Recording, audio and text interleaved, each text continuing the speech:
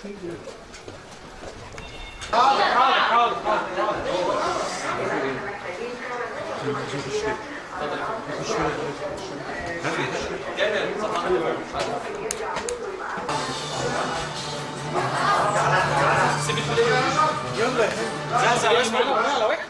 وسادتي نقدم لحضراتكم الآن بيانا هاما من رئاسة الجمهورية. بسم الله الرحمن الرحيم. المواطنين في هذه الظروف العصيبة التي تمر بها البلاد،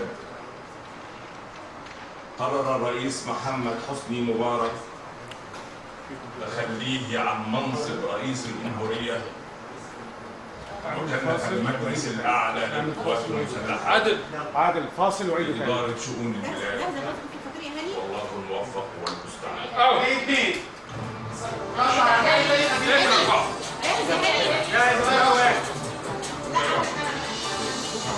جاهز؟ ايوه جاهز. سادتي وسادتي نقدم لحضراتكم الآن هذا البيان الهام من رئاسة الجمهورية. بسم الله الرحمن الرحيم.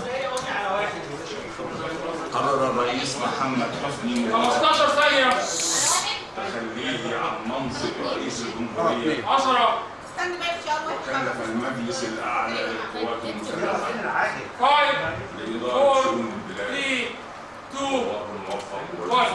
بالاثنين استاذ دبي واحد.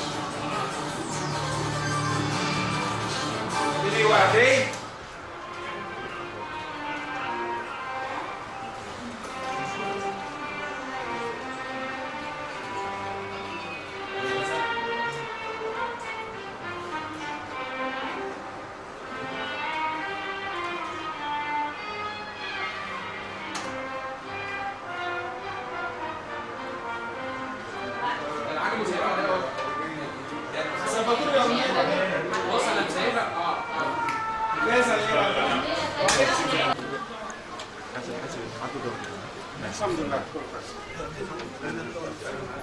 شريتها هيكون معايا او شريتها هيكون معايا او النبي ناصر هتقولي دلوقتي على طول يعمل كابي منه احنا فوهاء من كابي وبتاع عشان انا عايز امشي يعني. ماشي.